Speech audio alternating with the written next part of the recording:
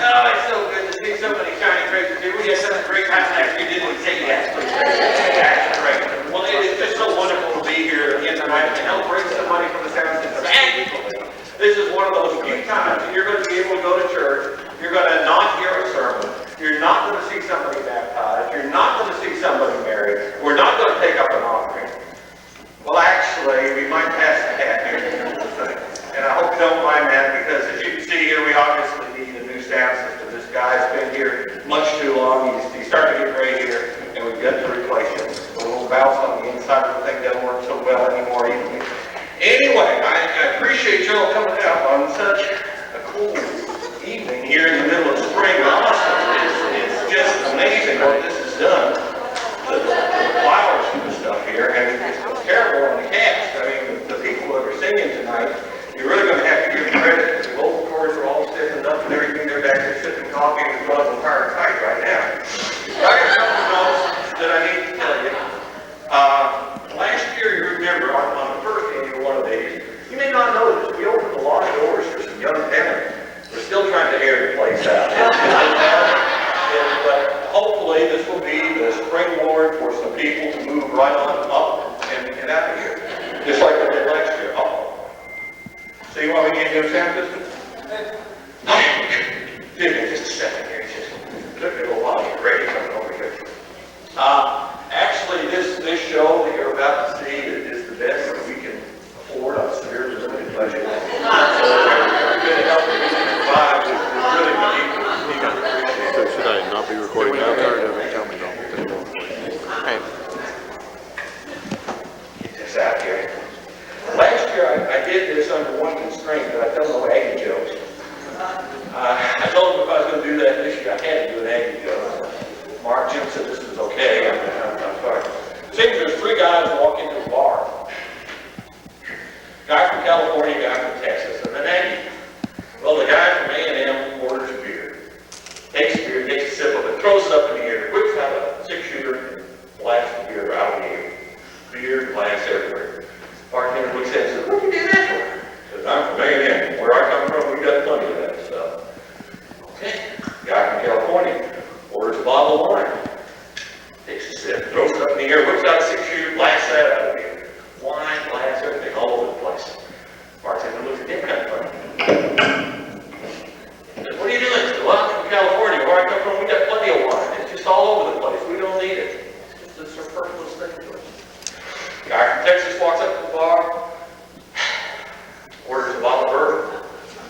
Takes a little shot out of it, throws the bourbon up the air, whips out a 6-shooter, shoots the Californian in the Aggie, catches the bottle, puts it down in the bar. Says, "I'm from Texas. We got enough Aggies in California to can always recycle the glass."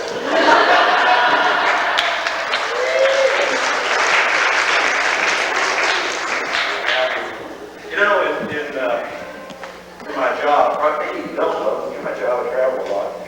I was out in Los Angeles recently, one of not my favorite cities in the world. You know, Los Angeles, that's the place in the fall when birds turn colors and fall out of the trees. And I was out doing a job for the presbytery, and they wanted me to investigate cults and the things that were going on. You know, obviously I didn't make any time to do all the good that I could have, but there was one cult. Write it down here. Presbyterianism.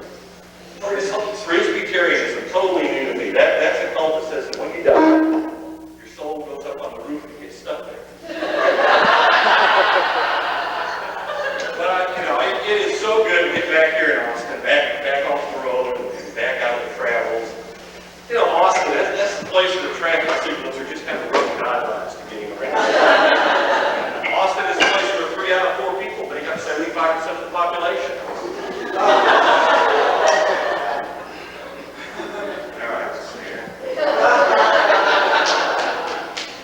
Nancy asked that I not tell any midlife jokes tonight in particular. So I promised that I wouldn't tell. You know, midlife, that's where life begins at 40. So there's arthritis, rheumatism, lumbago, and all that stuff. So anyway.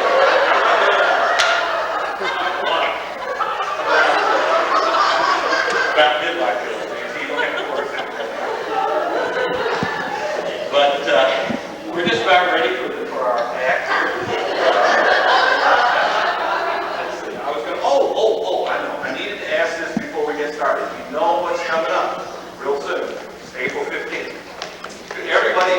file their tax return. All of you need.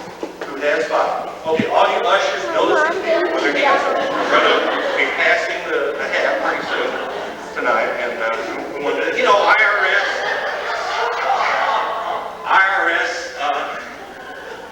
I heard the other day, IRS stands for, what does it stand for? I hope I have a sense of humor. No. I have a sense of humor, is what IRS is. IRS did a study a little while ago. You may not realize it.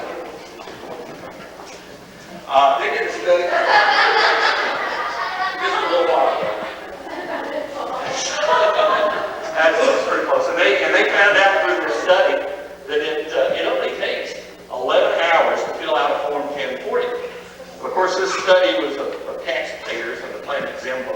And here on Earth, they found out that it's a whole lot closer to a month to fill out that form. Okay, now let's see. Is there anything further from the audience? Ado? Ado. Without further ado, let's introduce our first act, Kay Roberts and Ray Reed, who have a song about St. Andrew's Fish Estates.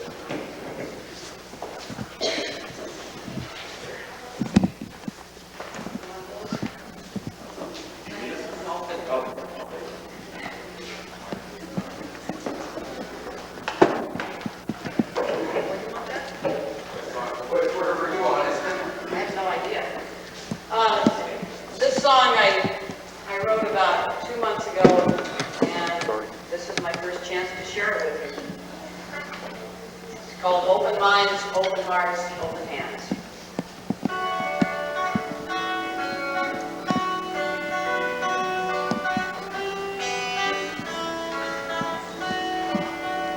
If you come here with open minds, there's no telling what you'll find. And won't you come with open hearts? That's how Jesus in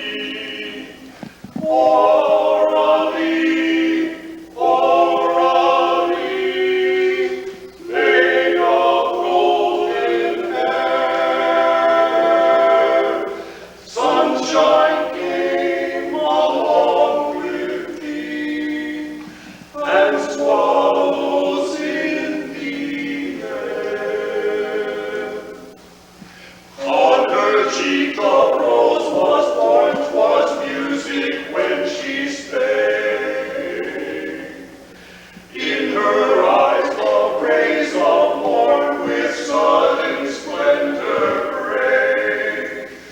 Oralie, Oralie, maid of golden hair,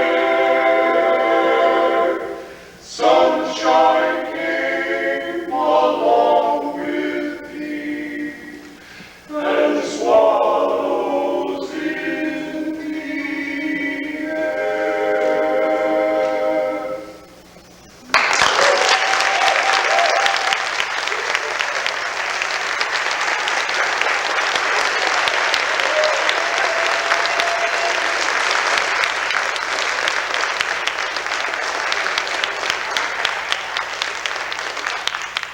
You're just lucky we prepared an encore.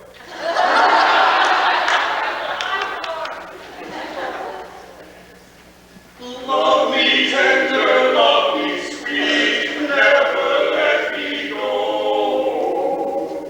You have made my life complete, and I love you so.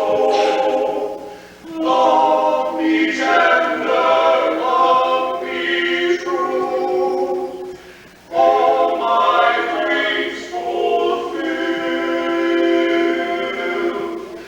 For my darling, I love you,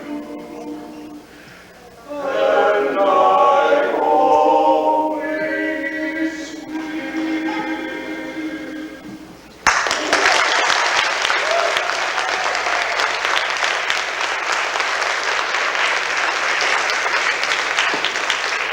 Who are going to present, I believe it's music. Now it says about my life. Is this about my life, your life, his life, just anybody's life? Careful, we're going back to the mathematics stories in just a second.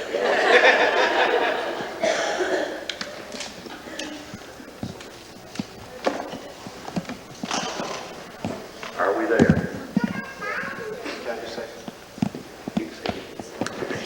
This is an original composition by Jim Leake and Tommy Pattison.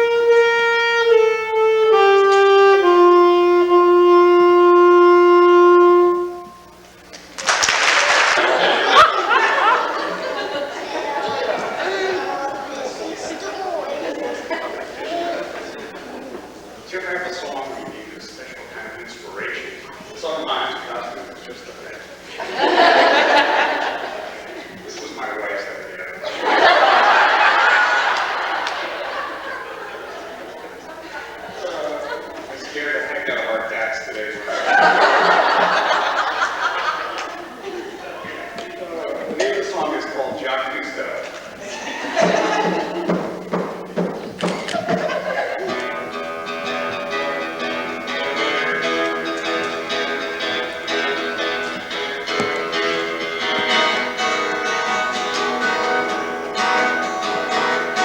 He's my every problem.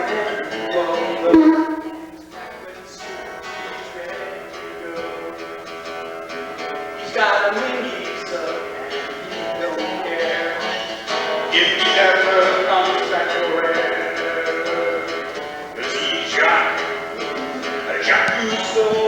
Well, how can you go from sea to shining sea? He checks him out for you and me. He's got a tank on his back, it's locked and it's strapped. With goggles and fingers, he's ready to rock. He shoots the fishes one by one. Only with the camera, never see God. Jacques Cousteau, well, how can you go from sea to shining sea? He checks them out for you and me.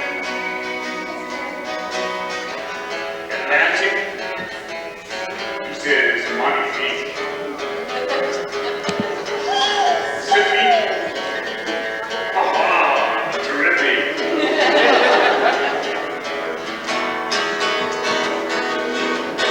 He's a friend of the whale and a friend of the shark, and all those little fishies that float in the dark. Well, Jacques and the fishies that do with the swim, come back, Jacques, and do it again. He don't work no 9 to 5. He says, Set the feet, he takes another dive. 'cause he's Jacques Cousteau, well, how can you go from sea to shining? He checks them out for you and me. He sees. Scuba duba.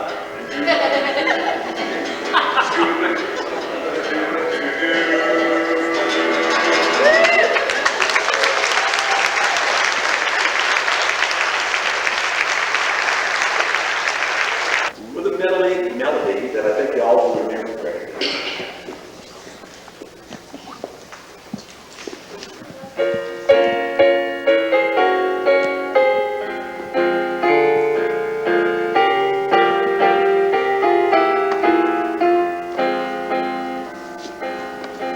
Is this the little girl I carry? Is this the little boy I play?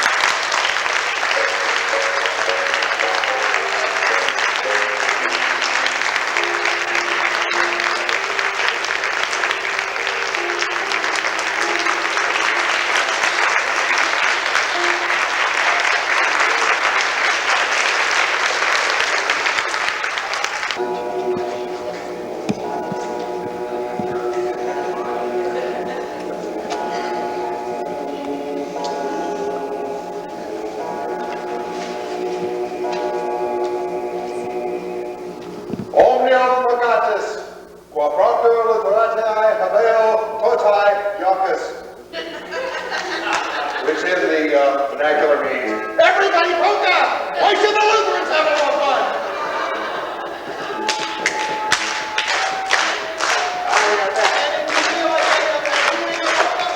Go for it!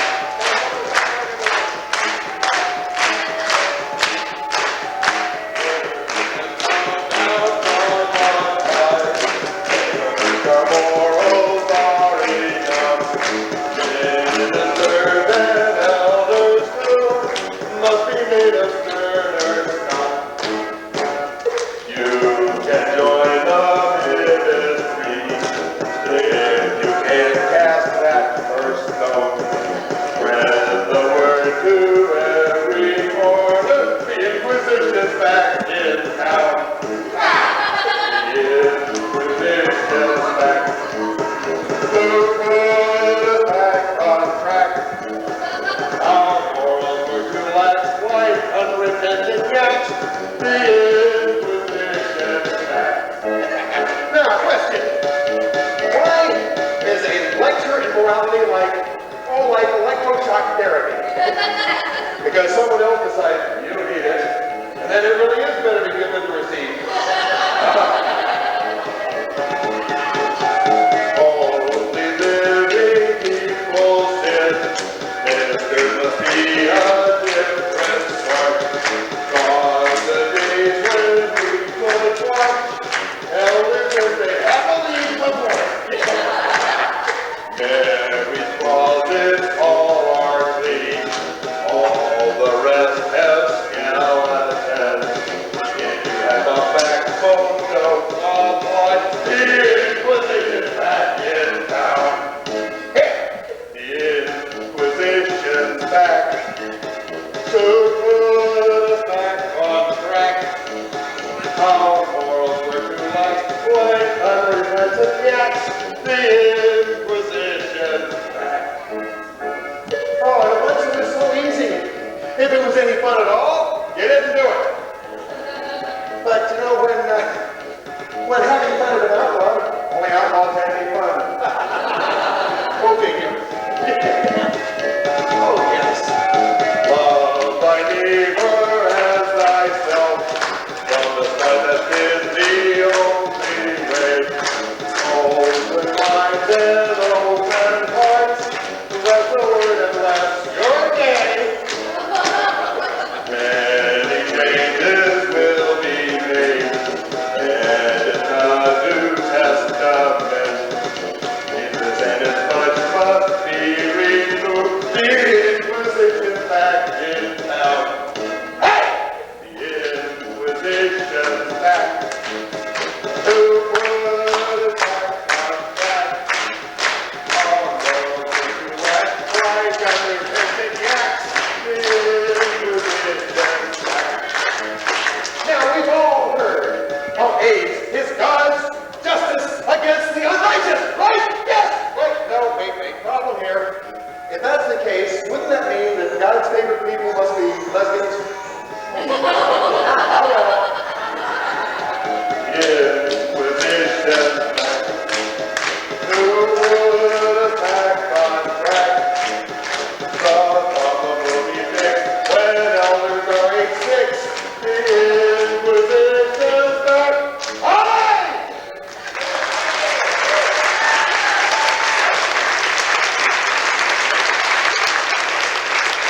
You know you reach midlife when you sink your teeth into a steak and they stay there. We're going to have out of the next guy. Number 9 tonight is John Dunn. John's a person who really knows how to throw caution, nothing to say of good taste, to the wind. He's going to do a song. This is a new tune of his own composing. It's only 2 weeks old, so this is good. Well, this is a song about a friend of mine that, well, I was looking for something inspirational to do. A couple of weeks ago, wow, this talent show is coming up, so I'm going to kind of write something inspirational, but that quickly went out the window. but then I got thinking about a friend of mine who's really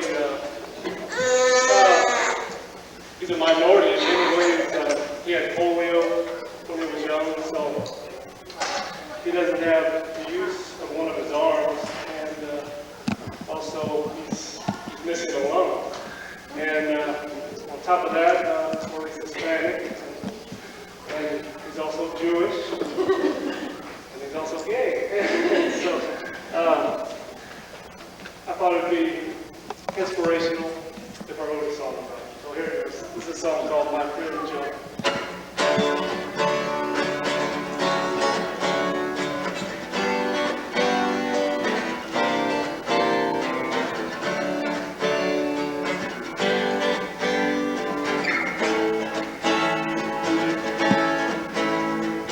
My friend Joe is a head man, only one on words. He's got two hands, a polio,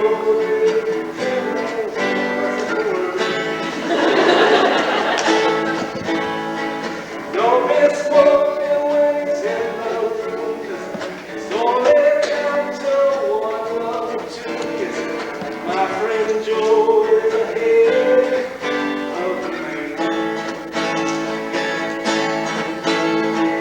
When I'm feeling sad and blue, something I can't have or do, I only have to call my friend Joe. My friend Joe is a head man, he's a Texas. He's out in Texas where survival of the fittest is the plan.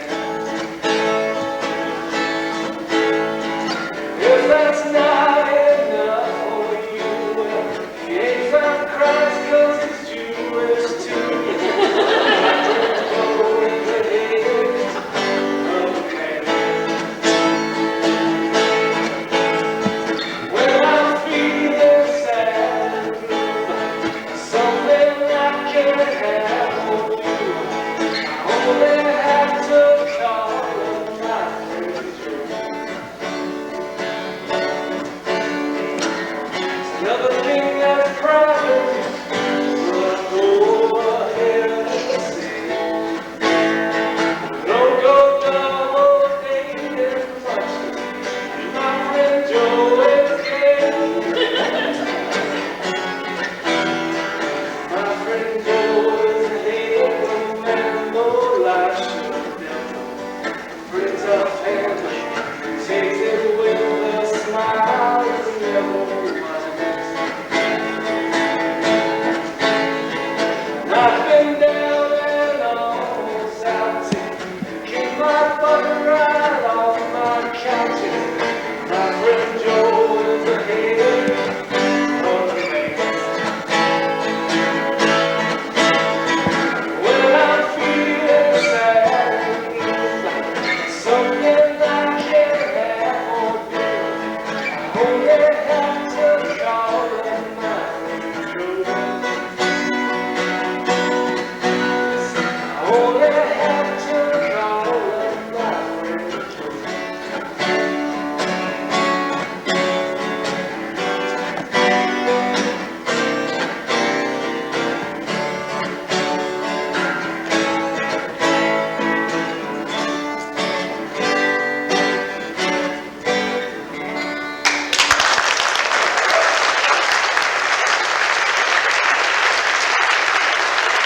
We want to be sure that, okay, on three, we're 1, 2.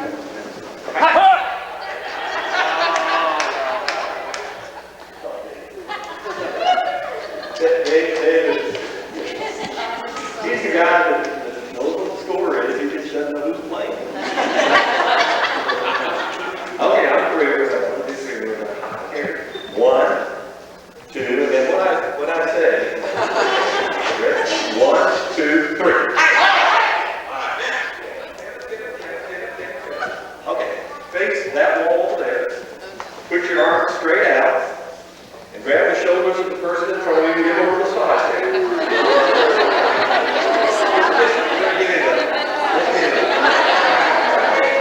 All right, hands up here again.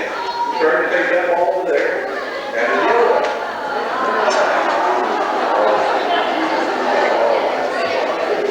That makes it doing it equal time. All right, we're gonna have a little more meeting. Now stay up. You're not stretching up yet. It's not what we're killing time for the junior youth to go get ready. So that's what we're doing here. It's killing time. I have a helper, and I'm gonna switch microphones so that I can have my hands free. Put it in your mind. All right, I need everybody to put your right hand out. Face down. Right. Your other right. See, they're putting their right hands out. Show Peggy that hers is opposite, see? Now put your other right hand out. Now, that first hand, turn the palm up. Now the other one. Okay, now take the first one and put it here. Put it here. Now go here. We don't have any music, so we're just going to keep going like this. Over here. Back here. And then booty shake 3 times. 1, 2, 3. Okay, here we go. Out, out, over, over. Here, here, here, here. There, there, there, there. 1, 2. One more time. Out, out, over, over. Look at this. Oh my gosh, why are you running across too? I'm going to scare you. 1, 2, give yourself a hand. Andrew's junior youth group. Jesus had been going about the countryside near Galilee, teaching people about God and everything he did. He healed the sick people. And he spoke of God's love for all people, especially the children and those that the rest of the world thought were not okay.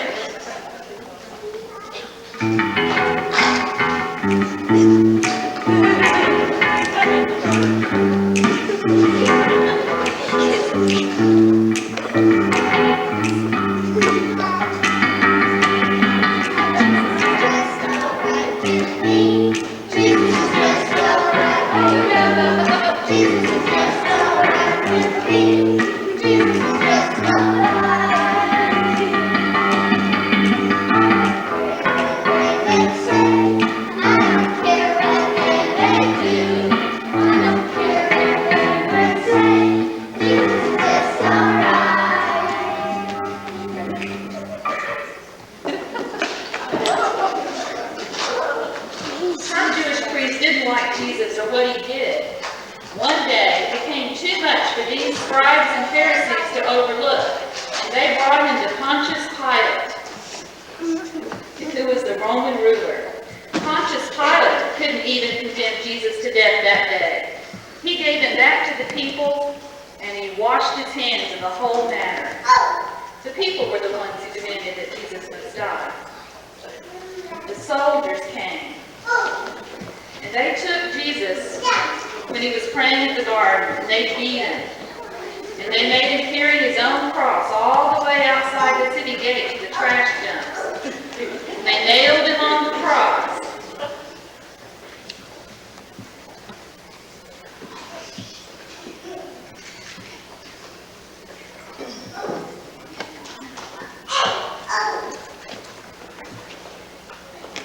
When he finally died, Mary Magdalene and the women took his body. They prepared it with perfume, and they wrapped it and put him inside a hole in a rocky hill.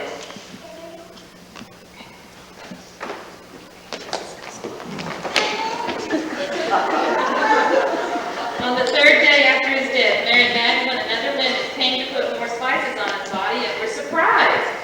They didn't see that the tomb was covered anymore. The rock had been moved away. Jesus was not there. Mary thought someone had taken him and began to cry. Out of the corner of her eye, she saw an angel and a man and asked him where he had taken Jesus. But when the man spoke, she recognized him as Jesus. He was alive. The words he said were true.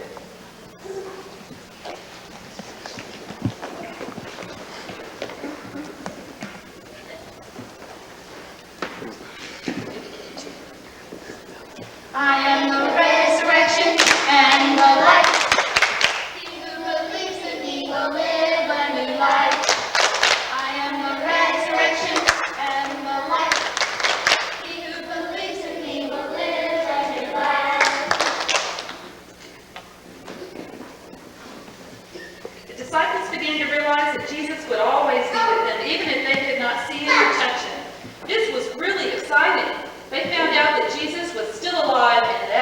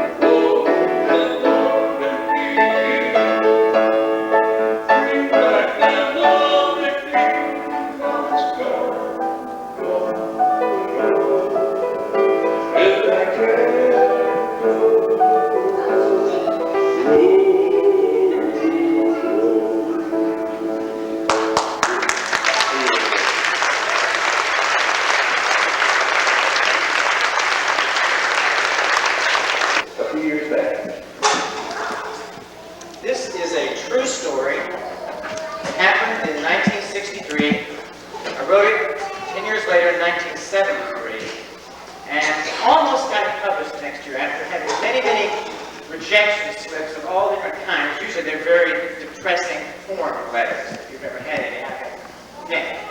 The first time in my life, the only time in my life, I got 2 personal letters from editors, one in McCall, actually, apologizing for not running this. They didn't know what to do with it. They loved it. They didn't run it. But I'd never had that happen before.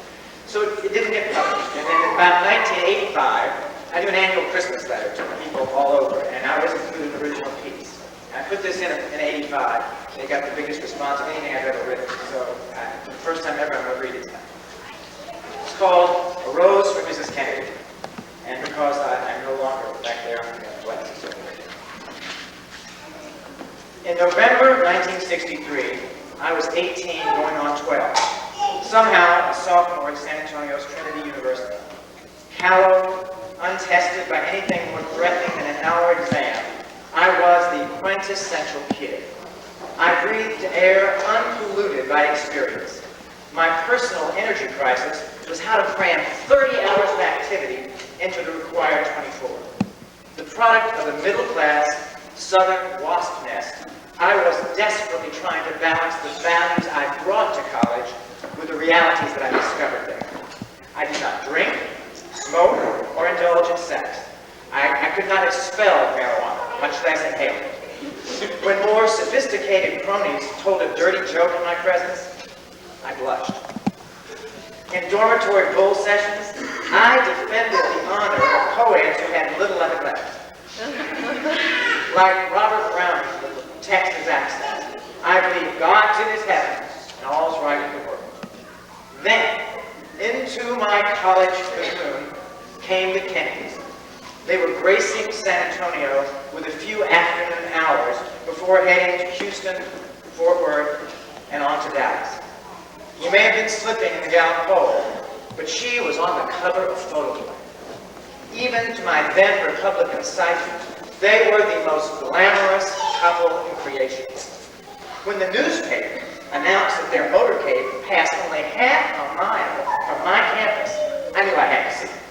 That their arrival coincided with a biology lab I was failing did not deter me. When faced with the choice between an unborn pig and a president, the pig lost. I eased my guilt by vowing to return to class in time to flunk the weekly quiz. An avid Nixon worker in 1960, now poised to battle for Mary Goldwater in 64, I was, at the time, a passionate Republican, if that is not a contradiction in terms. Therefore, I felt a bit uncomfortable cutting class to welcome this emblem of Eastern liberalism, but I told myself it would be an educational opportunity. So, in the questionable company of 3 confirmed Kennedy fanatics, I headed for the parade. San Antonio's Latino majority had turned out in huge numbers to greet the first Capitol president. It was like a fiesta. Balloons, homemade signs, children screaming, and vendors selling everything from tacos to Kennedy buttons. Despite my conservative convictions, I was swept up by the excitement. We stood there in the Texas sun, waiting. No Kennedys, not even a preceding dignitary. During this seemingly interminable delay, I spotted a florist shop across the street, and I had a sudden inspiration. I scurried across the blocked-off boulevard and returned grasping a long-stemmed rose. I borrowed a pen and paper from my Democratic friends, scribbled a few quick words, and penned the note to my 50-cent flower. The rose was for her. The words were for him. It said, "Welcome to Texas from a friendly Republican." I wanted both of them to know that even their ideological opponents respected them, even if we disagreed with them. Let no one say our state did not demonstrate proper Texas hospitality. At the sound of approaching sirens, the crowd's adrenaline kicked in. Finally, they were coming. Who cared about civil rights marches or a few thousand advisors in Vietnam? Today, Camelot could be here. Just when the cars were about 2 blocks away, they stopped. It was one of those inexplicable delays that held up parades ever since Julius Caesar got caught in a Roman gridlock during a less than triumphal entry. Suddenly, I realized this was my chance. Flower in hand, I started running toward the immobile presidential chariot. I got by the police with ease, and after all, who is going to be threatened by a 5'7", then 120-pound kid carrying a rope? So, suddenly, Jackie and I were face to face, only a few feet apart. She was gorgeous, and his tan was just perfect. They looked better than on TV. I held out the rose to her. Please, please, this is for you. Take it, this is for you. She hesitated. Then she reached out her hand. She really did. She took my offering. She read the note and smiled. Actually, she glowed. Then she handed the note to him. And he glanced down at my words, laughed out loud, and gave me the full Kennedy smile. At that very moment, the car began to move. They were off to dedicate something. Gone. And the following noon, in my hometown, he would be gone forever. I survived. I passed biology with generous C-, and I became a political science major the following year because I didn't know what else to do, and that's what you do when you don't know what to do, you become a political science major. By November of 1964, I was a Democrat campaigning for Lyndon Johnson. 34 years have passed, and my certainties have crumbled as raw realities have rubbed that pink glow from my eyes. Today, I live in Austin, blush rarely, and vote my conscience whenever I get the chance. But every November, I long for the time when God was in his heaven and all was right.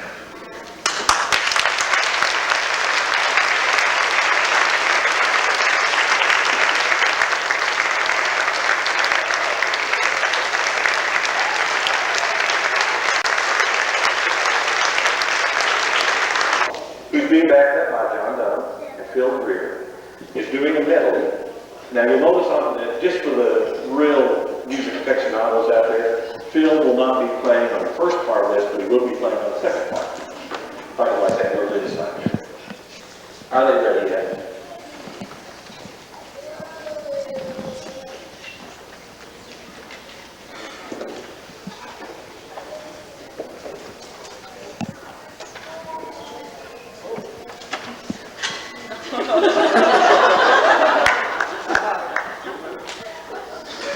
We weren't supposed to be funny.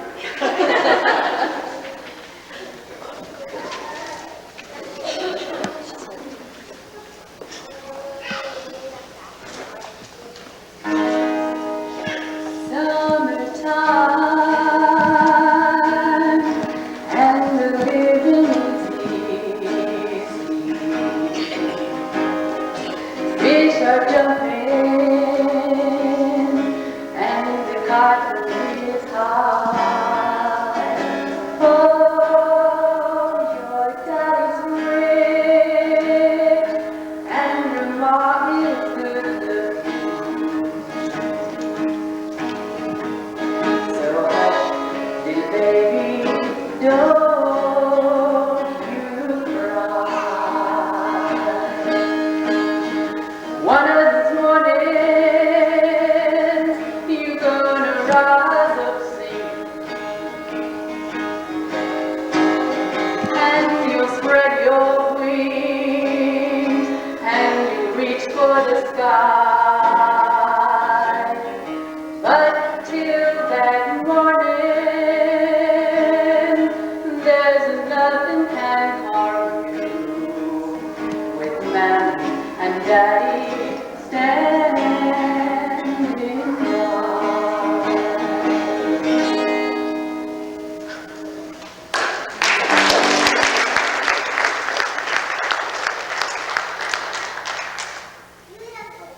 When I was a little bitty baby, my mom would rock me. Sorry.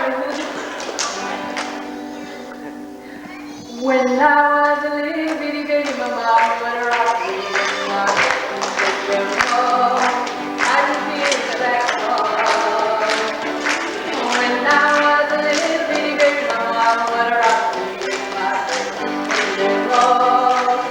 could feel back home. Oh, when the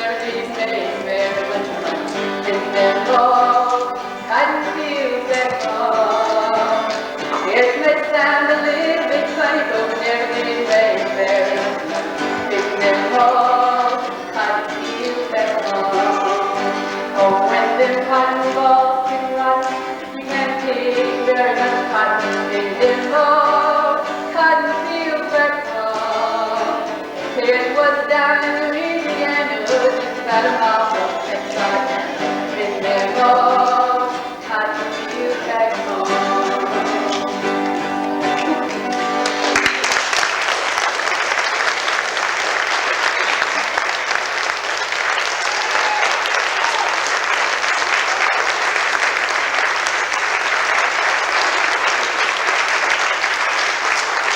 It's just amazing how much talent we've got in a place this small. Right? But you're not. You really have something you're going to do. I really did. Well, David Rackley and his Ode to a Snowball of the Hostess variety.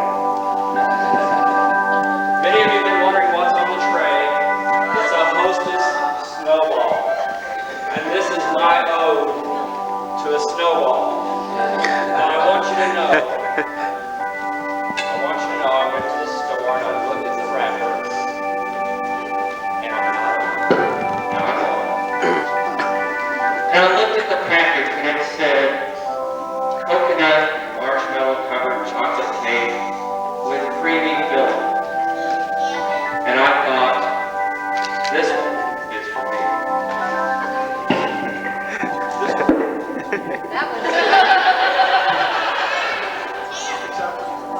Chocolate cake and creamy filling.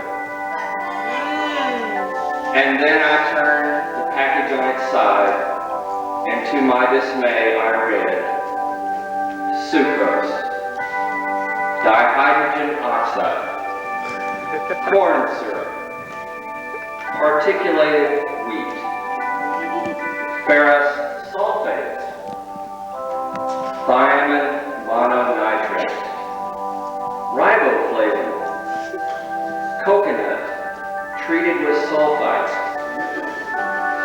partially hydrogenated vegetable oil and/or animal fat, we're not quite sure. It might contain canola oil, corn oil, cottonseed oil, soybean oil, or beef fat. Something had to die. It also contained high fructose corn syrup, cocoa, gelatin. Something else had to die. Whey. No way! Yes, whey. Modified food starch, but we're not sure how it was modified.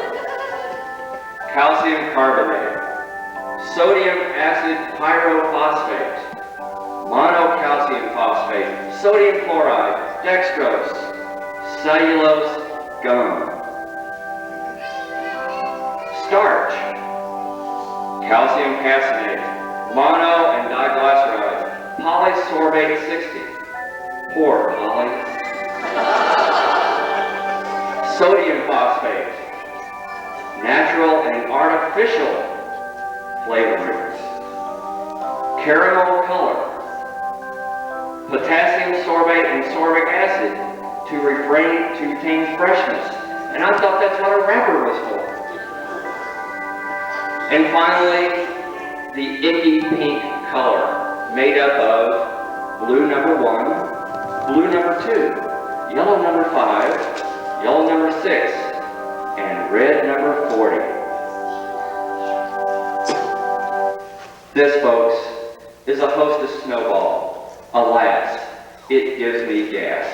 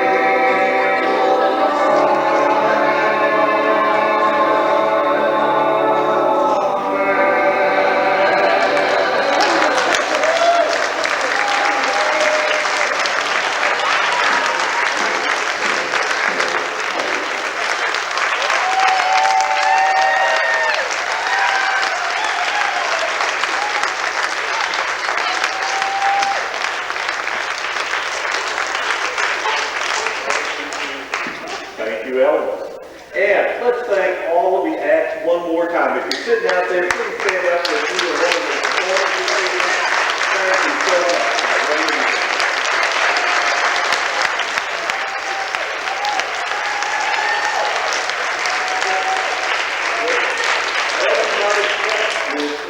With anything of this magnitude. You got it. Yeah. What is it? The heart. The heart. Come on to that. Keep that heart. Keep it close to you. You know what that means? What's that mean? I know what the date though. All right. Great. With any topical production that has this much detail, this much involvement, there is always somebody that makes it happen. This year, those Sundays were Debbie McFadden, Steve Touche, Martha Lee, Peggy Rafferty, and Nancy Church. Please, folks, stand up.